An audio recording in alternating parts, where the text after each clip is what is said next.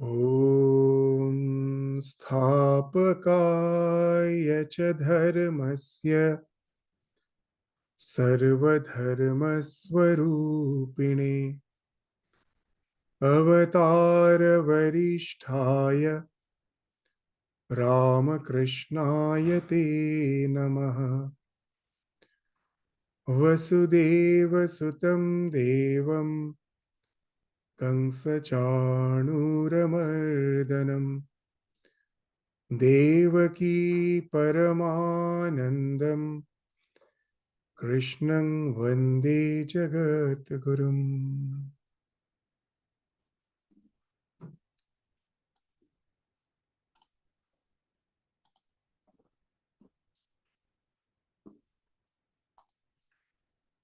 So now we are almost in the last concluding portion of the third chapter of Shrimad Bhagavad Gita. And only the two slokas are remaining, the 42nd and the 43rd. And as we have indicated, that the three phases, the modus operandi for transcending our desires, for transcending our lower nature, there's a three process are there. The three practices are there, which has been enunciated by Bhagavan Sri Krishna in the concluding portion of the third chapter. First, as we have indicated, just a quick recapitulation, that the practice of Swadharma first comes into the picture. That as we have mentioned, that Swadharma doesn't mean the prescribed duties as per the caste, as per the Varna, as per the caste in which we are born. It doesn't mean that. It is Guna, Karma, Vibhagaya. We will come to these discussions even in the later chapter. That as per our tendencies, in the present context, in whatever situation of life we are, our education, our upbringing has resulted in getting employed in a particular type of work. And that becomes my Swadharma. When I am adopting the Swadharma as a way of my life, then what happens, as I have already trained myself in that way of education, in that skills, so that work when I adopt, it can enable me to enter into a state of flow. In the present language, we can say that that's the best profession, when your profession itself is your hobby, is your passion. And that speaks of the Swadharma. That allows you to get engrossed in the work in such a way that the distraction doesn't come into question. In any way, the distractions doesn't come into picture, because that's your nature. When you are practicing that type of karma, then what happens is your mind enters into a state of focus, into a state of flow, and the mind doesn't get chance to get distracted into the so-called the basal instincts. So as we were mentioning, that we cannot force the mind to get rid of its desires. We have to just channelize it. As you know, that when the river is flowing down, there are two ways I can manage that water. I can create a dam. And we know that nowadays they say the dam is not a very good idea, because when there's a torrential rain, there is a downpour, then the dam may not be sufficient. At last, we have to open the lock gates and there will be flood. It happens now and then. Or even the dam may crack, the break, then we rupture because of too much of pressure. So by creating a dam, I can never as such control the flow of nature. What's the better way? The rivers are coming down from the Himalayas, coming down to the Gangetic plain. Now create channels where it's a dry, arid area. Let the channels go there. So then what happens? You will be fertilizing the land, which was dry and arid. And the chance of the destruction, that overflow and destruction is no more there. The more the pressure, the same water, instead of you are just storing it, you are channelizing it into the various areas. So same thing, Swadharma speaks of creating a channel. You have designed a channel in your mind, and the forces of nature, which are bound to work through you, it finds a channel to find expression. Even the so-called primitive tribes know that. You know, in Andaman, the Jarwas, very interesting, I was seeing a documentary. They also know that anger is a form of energy which can be diverted to another form of energy. So when somehow, for any reason, the two of the tribesmen comes to blow, almost they are coming to blow, the other villagers, the other tribes person will come and stop them. And not only they will stop them, they will ask them to run in opposite direction. Go and run, just simply run, run, run, run. When you get totally exhausted, come back. They also knew very well that anger is a form of energy which can be dissipated into another form of energy. As simple as that. So this is channelizing, not simply suppressing. Swadharma speaks of that all the so-called the basal instincts, which are common for all the beings. If any being says that I do not have it, it speaks of maybe some disease, some unnaturality. It's common. We need not be ashamed of it. They are there as a living being. Just see a plant. The fruit speaks of its reproductive organ, nothing else. If you water the plant, the fruits will be more. If you give the hen more this nourishing food, it will give more eggs.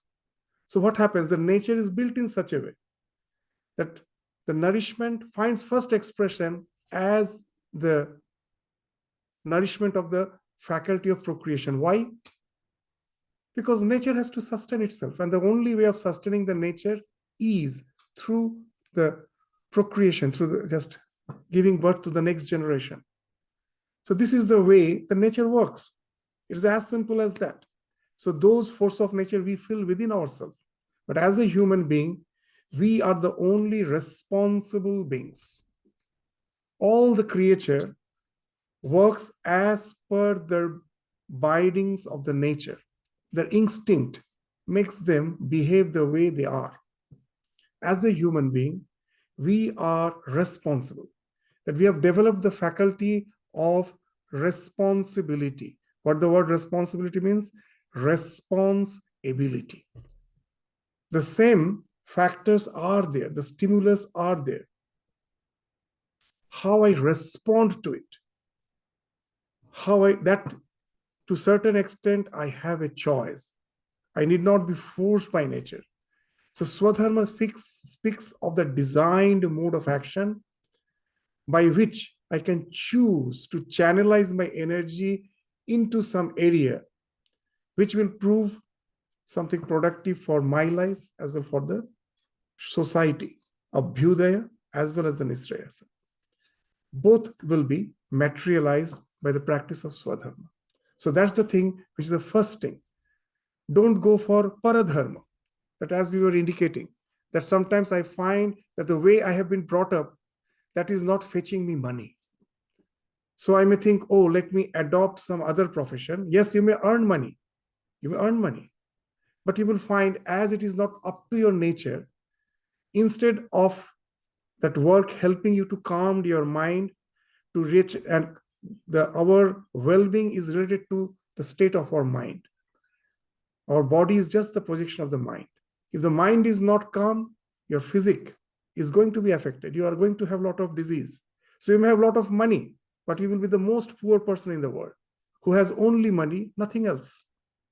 So that is Paradharma. When you are practicing Paradharma, you may have a lot of money, but at the same time, you find you have nothing because your work in no way is your passion. Just that you thought that gaining money is the only thing, the be-all and end-all of existence, so I went for it, and I find it is in no way helping my well-being. So that's why Bhagavan says that Sreyan Swadharma Viguno Paradharmat Swanusthitat. Swadharma, Swadharma nidhanang sneha, Swadharme nidhanang sneha, Paradharmo bhayavaha. So just practice that Swadharma.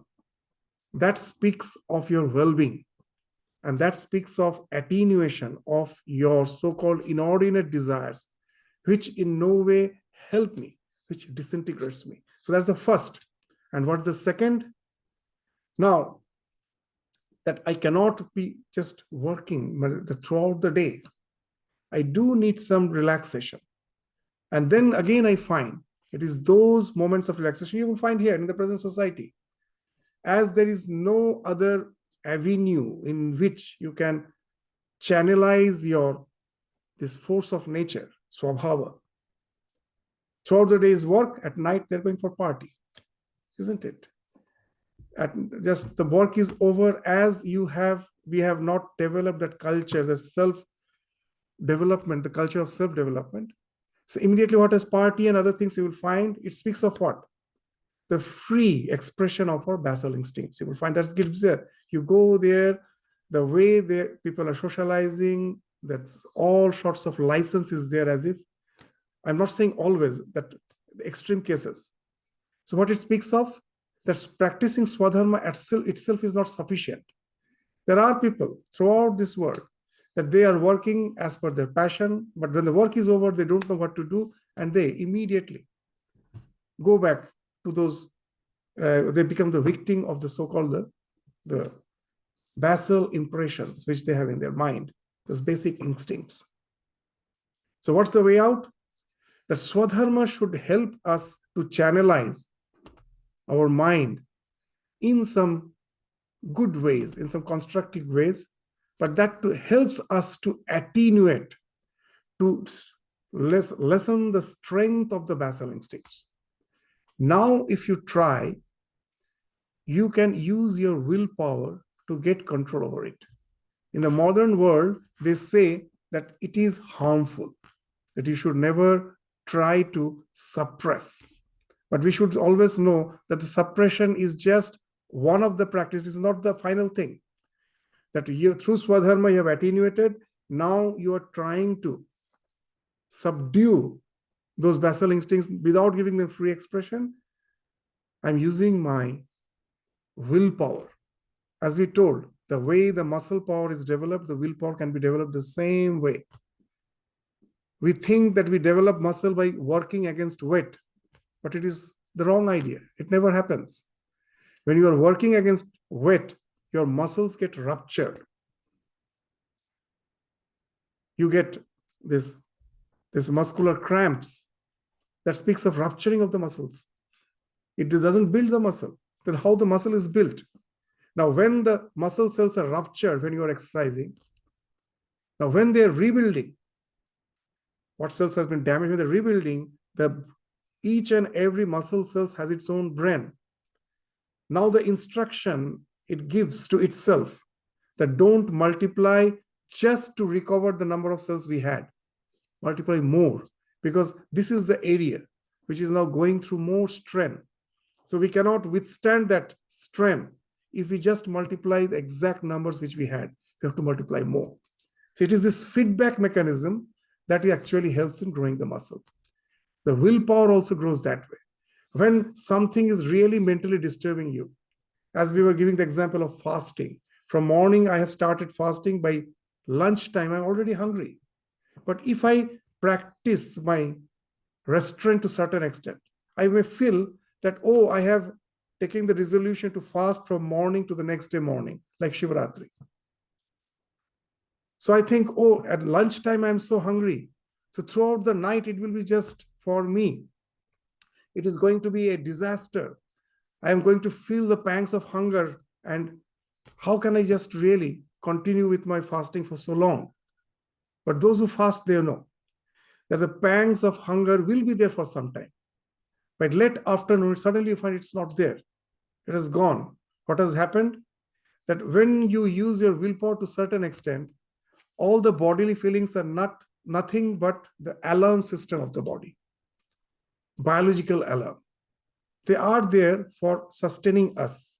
That when you are hungry, the pangs of hunger is actually the biological alarm. The body is saying you, take food. That's why that alarm system, the pangs are there. If you, to certain extent, you ignore that, the alarm, you know that it may snooze, after 5 minutes, another 5 minutes, then at last it has to stop. So the alarm system falls back for the time being. And now you find that the pangs of hunger is not there. The body is light as you have not taken food. So that was the reason for the fasting, that throughout the day. Now, the night you have to spend, that all the 4 praharas, the puja will go on. You find you're quite light, you can focus. So what it speaks of? It speaks of that to certain extent, we can delay our gratifications, and that helps in our well-being. But that's not all. In Shivratri also, why we did that? Because we had the idea of worshipping. That's why we were doing.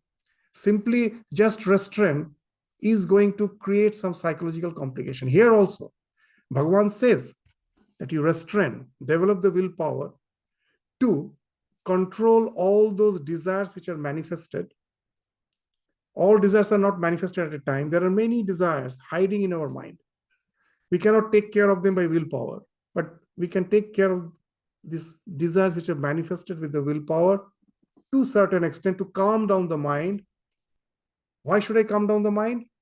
Not just for without any purpose. There's a purpose. To think of your own self, to get established in yourself, and to contemplate on yourself. And that's the final practice. The first is practice of Swadharma. Second, this to certain extent control your desires with the help of resolution, willpower. And then, now that's they saying that all these bodily feelings which you have, that is not the be all and end all of your existence.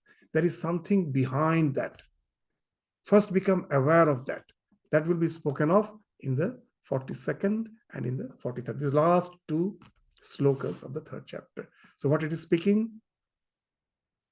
That all these indriyas, these turbulent senses, the mind, they are not all. Something is beyond that. That Bhagavan gradually, sequentially will be saying that what's beyond what? Indriyani paranyahu, indriyebhya parang manaha, manasastu parabuddhir, yo buddhe paratastu saha. So the senses are superior to the gross body. The gross body, that what's inside your body. The heart is doing its work, the lungs, the vital organs. I'm not aware. They are doing it just as in autonomously they're doing it. But the senses are something of which I am aware. It is constantly interacting with the external world. The consciousness is as if more manifested through these organs of perception and the organs of action. Constantly I am perceiving through the organs of perception, and immediately I am reacting with the help of the organs of action. This is one is Jnanendriya, the organ of perception, and Karmendriya, the organs of action. This is constantly going on. So these are as if the consciousness is more manifested through these senses. That's why compared to the gross body, they are superior. Because I have something to do with them. If my internal organs are not working properly, yes, medical science is there, but as such, immediately, directly, I have no control over them. But I have control over these senses. So these are the senses which is better than the gross body. And something greater than the senses is the mind. Because we know it is the mind which is directing the senses. The senses by itself are in no way has the capacity to interact with the world unless the mind is behind that. As Swami Vivekananda used to give that example, that you see a strongly built muscle man comes and just lifts a huge weight, and you think all the power is in the muscle. You just have to go and cut the nerve, that nerve which is almost invisible, which is connecting the brain with the muscles. You just connect the nerve. These muscles are of no use. They just fall off. We know there are so many diseases where the nerve gets drying and you get atrophy. You are as if you find your existence is just like you are in a cage. That you are aware of all the bodily feelings, but you cannot move your hands because the nerves have started drying. So as if you are encased in your body. So what it speaks, the mind is greater than the sense organs. Beyond the mind is the buddhi. What is the mind? The mind, as we spoke, has various modules. All these modules are hidden in the subconscious mind. At a particular moment, as per the stimuli, a particular module gets activated. So there are varieties, so many. And they have the options, kartum, akartum, anyata kartum. That when in a situation, shall I pursue it or should I not pursue it? Or if I have to pursue certain option, the certain response I have to select, I can select to certain extent in a different way. So these pros and cons speaks of the working of the mind. So this pros and cons speaks of the mind, and behind that mind is the buddhi, that is nishchayatmika.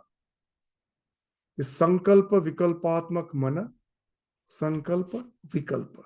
Shall I do it in this way or in some other way, or I may not do it. So this is all these options are in the mind. From all those options, in a one particular thing you resolve that this is the thing of all these options I fix. So that is buddhi, nishchayatmika buddhi. So buddhi is even greater than the mind.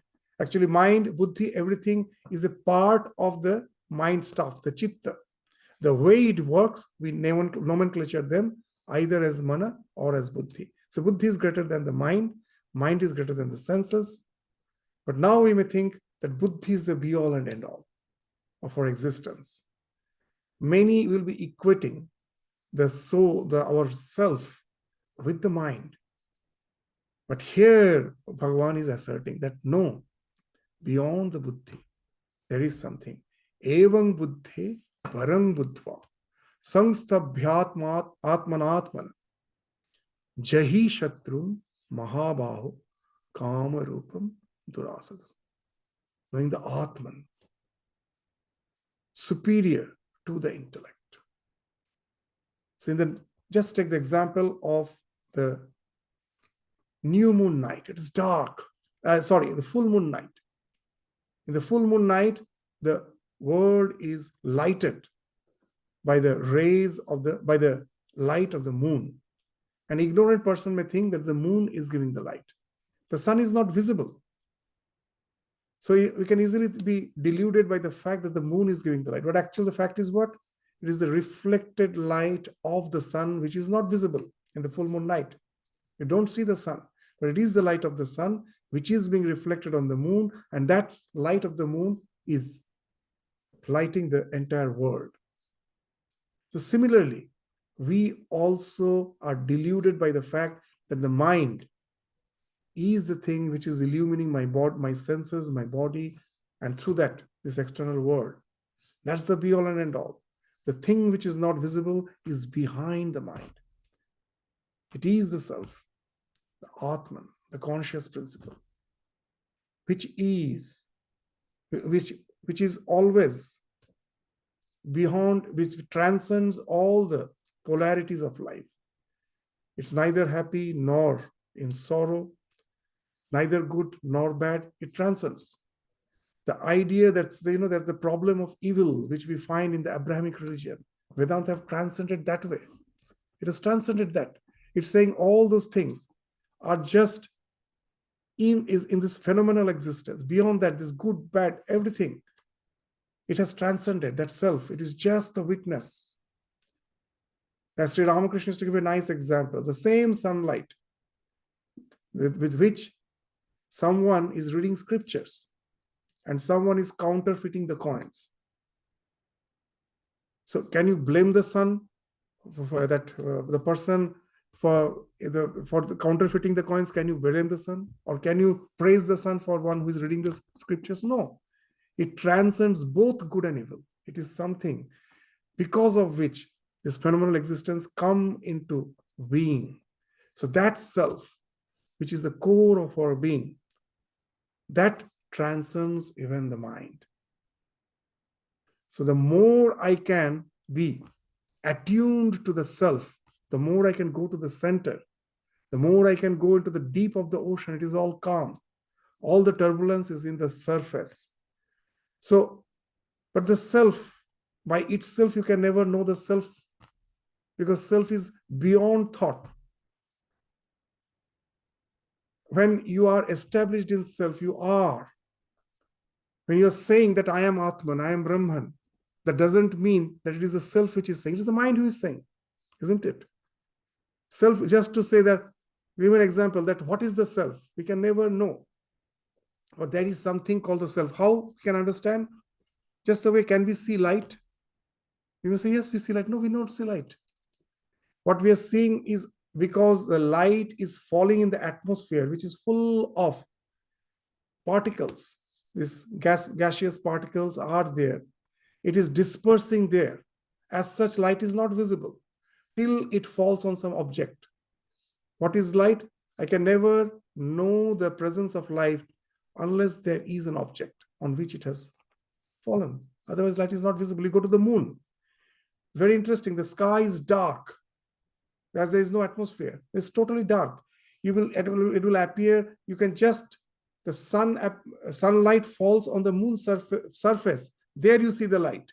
But the way we see the sky here lighted, you don't see that lighted sky in the moon. What it speaks of, actually light is not visible. Only when it falls on an object that it becomes visible. Gravitation. Can you know the presence of gravitation unless there's an object? When an object falls, then I say, oh, gravitation is there, isn't it? Otherwise, you don't know what gravitation is. Magnetism. Unless there is this iron dipoles, how can you know of magnetism? So similarly, it is a self because of which everything is happening. You cannot as such point out that that is the self. Then the self becomes objectified. The ultimate subject can never be objectified. So that is the thing. I know the working of my mind that speaks. Someone is behind the mind who knows the mind. And you may say, who is that? That the ultimate thing which is witnessing can never be known. The moment you know it, it becomes an object. So that ultimate subject, that as such cannot be known by itself, but the mind can infer about it till it has realized. It can infer about it. And once it has inferred about it, the more it, by having Shraddha in the words of the scripture, by using Anuman, by using inference, when you once get established in the idea of the self, now you can create a new mental module through contemplation. What I am the Atman, I'm the self. All these are just the surface of my existence. But I am the self. Aham Brahmasmi. Or if you're a devotee of God, I am one with the divine. The real devotee of God doesn't ask for the material things. In any tradition, who is the real devotee?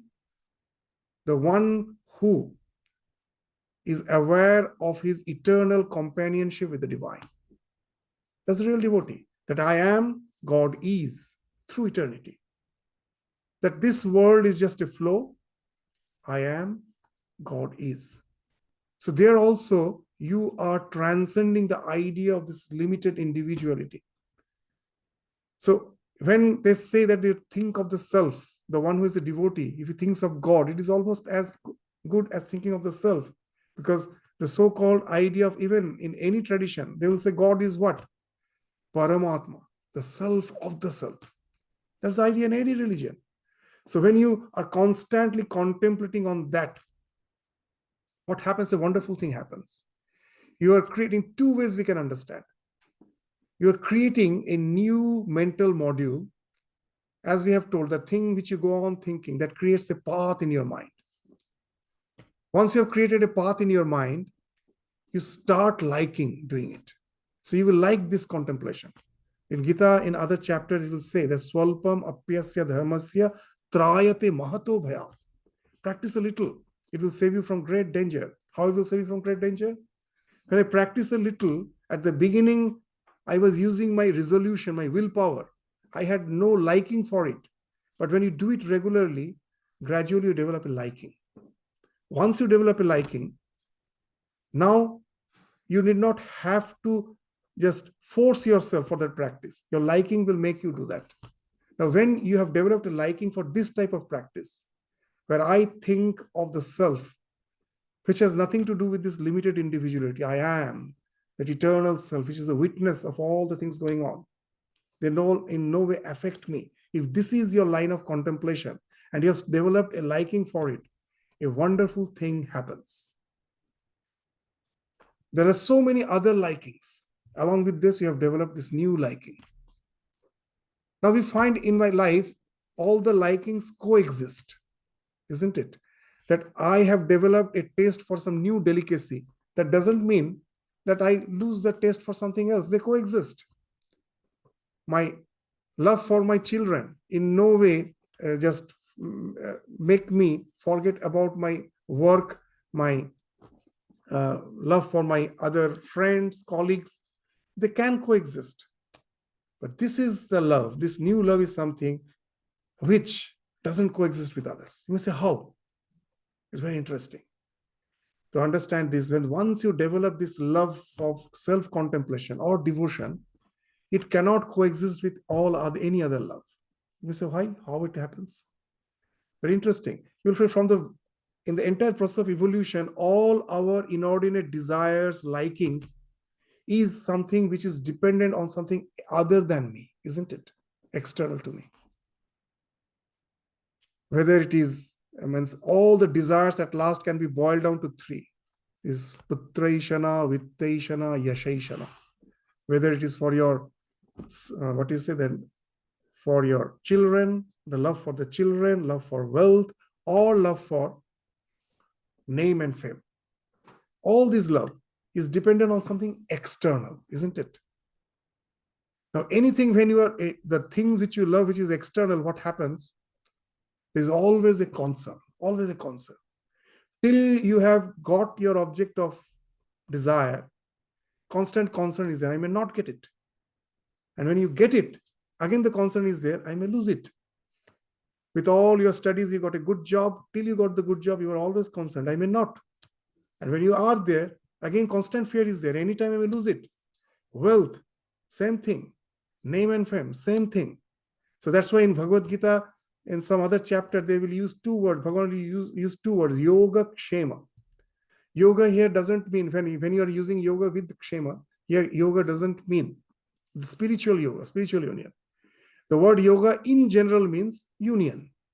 So till I haven't attained it, till I attain my desire, the desire to attain that the object of desire is the yoga. This I'm trying to get unified with my object of, so any desire. So this process is yoga. And when you get it, then now my constant endeavor is to preserve it. Kshema is preservation. So you will find all the desires which I have developed in the entire process of evolution is having this concern that till I get it, I may not get it. Once I get it, I may lose it. But this new love which you have developed is something wonderful. No one can take away from you. Throughout the day, you had your work, mad rush in the world with competition, everything. You come back and you have developed a little taste for the meditation. You sit down for meditation. Can anyone take away from you? It is something, a total internal process with your thought. The little love of God is something no one can take away from you. In other desires, what happened? My object of desire may clash with others' interest. That's why there is a competition. That I am just in pursuit of some job, there are 100 other applicants. So if I get, it will be at the cost of others. If others get, it will be at the cost of me. But when I develop love for God, you also develop love for God. Is it at the cost of anyone? No. So that's why Sri Ramakrishna told Holy Mother, when Holy Mother was very young, as a small girl, they were married. And that was a wonderful marriage. It was only spiritual interaction. So Ramakrishna is indicating, saying Holy Mother, when she was a small girl, love God. Why? Simple, just one line answer. Chada mama, shokoler mama. The moon is everyone's uncle. Similarly, God, if you love him, is not at the cost of that someone else loves, so that God you cannot love, means I will be deprived of love. No. Everyone at the same time can love it. It is something, an internal process. Say a job, when someone loves other, and what you say, that happens constantly, that in marriage they feel that we have been cheated, that the one whom I love is loving other, and then I feel I am deprived from that jealousy, rancor. But this is a new type of love, where it's in no way clashing with anyone. So you have developed a path which is freeway. There is no traffic, there is no interjunction. So you know that I want to go to the destination first, but always I don't get the green signal. There may be red signal, there may be green signal, isn't it? So all our desires is passing through the traffic, through the juncture, where always I don't get the freeway. It may be red, it may be green. But that's new desire I have created is a freeway. There is no traffic. So now, once you have a freeway, will you ever again go back to that road of this where there is a lot of traffic? You will never. Your natural tendency will be to traverse to this path. Once this that's why this swalpam apyasya dharmasya trayate mahato bhaya, the great danger you have saved. You have developed a liking for something which in no way has any concerns, which in no way clashes with others' interest.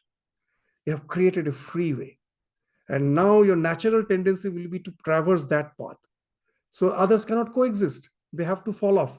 When you start, there are a lot of paths you have created while walking through the grass lawn. There are maybe paths. But if you stop walking through all the path and start walking only in one path, the grass will again grow there. You will find that only one path has got deepened, it has a deep groove, the others have vanished, it's not there. The same thing now happens with the mind. Once you develop the liking for the spiritual practice, whether it's a devotion, whether it is contemplation of the Atman, as it is a path which is pure sattva, vishuddha sattva, no concerns, no reactions, mind naturally tends to again and again drive in it, the others start falling off. So that's one way of understanding this ultimate practice. That's the stage. I started with Swadharma, attenuated my desires. To a certain extent, I practiced willpower to restrain my Vyakta Vasana. These two are important. Why? That I have to calm down my mind to really go to that last practice to a certain extent. But this last practice, when it has ripened, now the other two practice automatically, it's not that you have to just forego those practice. Previously you were practicing, now it becomes spontaneous. Whether, as Sri Ramakrishna used to say, Je nachte jane tar betale pa pore na. The one who is an adept dancer, he never steps out of rhythm.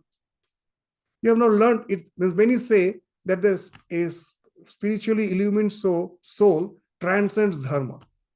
And nowadays we get fake gurus who are behaving in very peculiar ways, and they say, I am beyond dharma and adharma. Sri Ramakrishna used to say, I spit on such Vedanta. In Gospel it is there, because some sadhu was behaving in a peculiar way, and when Sri Ramakrishna asked, you are a sadhu, how are you behaving? And then he told, this entire world is Maya. Do you think what I am doing, that is true? That is also is Maya. And Sri Ramakrishna immediately, strongly told, I spit on this type of Vedanta. So that's not the idea. The idea is already, if you have already practiced this Swadharma and this willpower, through which your mind has already become calm, peaceful. Now you don't have to use your willpower. The mind automatically, spontaneously will be in the right track. So that way you have transcended dharma and adharma. To understand transcending dharma and adharma, we give another example. In a hostel, school, residential school, in the hostel, there's a very punctual routine from the morning till evening. Why that routine is there? Because we know most of the students don't like to study. So we have to keep some punctual routine, those do's and don'ts. But we are not, this routine is of no matter for the student who have developed the liking for study. We also know, if the routine is there, then also they will study. If it is not there, they will study. For that, this routine is not important. So the routine has fallen off for them. It's not that they're not following the routine. They're following the routine. But it has as such no meaning for them. Because even without that, they will be in the right track. Because they've developed the love for the study. But those who have not developed, for them it do have a meaning. Similarly in spiritual life, till I have developed that love for this contemplation on the self, my Nishchayatmika Buddhi has taken me to that Brahmakara Vritti, constantly Ekatmata, Ekavritti, Ishtavritti, Brahmakara, whatever you may say, it has taken there. It has transcended that Sarvarthata, that distraction. Now yourself, that will take you to that ultimate realization. How it will take to the ultimate realization? Because now you have got tremendous force to hammer the hub of the will of your personality, which is your ego. All our desires are all linked to that ego. First comes that idea of this limited self. Then only you grab out, whatever way you're grabbing out, or you're avoiding something. But it is all linked to that limited self. That's the hub of our personality. So this Aham Brahmasmi, or I am a devotee of God, this idea is constantly hammering that ego. And that last ego falls off to enable you that all the mental modules, the ones the ego falls off, all the mental modules are connected to that. They say the mind collapses, falls off, giving you the final liberation. So just see this three practice speaks of the entire gamut of spiritual life. Practice Swadharma.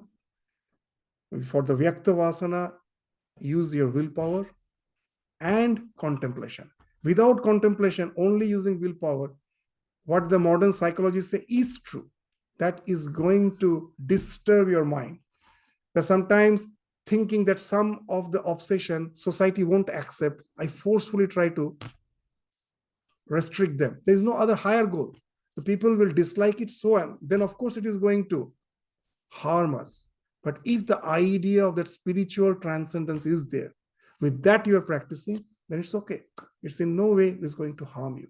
It is actually going to fulfill this. It is going to integrate you. It is going to make your life productive. It is going to give you that spiritual ultimate wisdom. So that's the thing as Bhagavan is saying. So these are the three practices. Try to adopt in your life, and that's how you can at last win. Jahi Shatrum Mahabaho. Oh, the mighty armed. This strength is no strength. Mahabaho means the mighty arm. Maha means big. Baho means arm. So Arjuna is a warrior. But this strength is of no use. There is indicating that we're using the word Mahabaho here. Why? To say this external strength is not the real strength. That's in Swami Vivekananda in one place is saying that even superhuman strength is not enough. You need super divine strength. So that's the super divine strength he's speaking of here. That you need that strength. With that contemplation, you can develop that. And then that's how you can get rid of this great Shatru in the form, this Kama Rupam Durasadam. Otherwise, it is almost impossible to surmount, to transcend it. Only with this type of contemplation, you can win over it. So with this, the chapter ends. So this is the idea of winning this conquering the self by the self. So actually, another 10 minutes is there, but it won't be sufficient to just revise the entire chapter. So we end up a bit early. You can just take your time a bit for the next session to start. And then again, we will meet around at 11:30. At what time? 30, yeah. So with this, we stop our discussion today.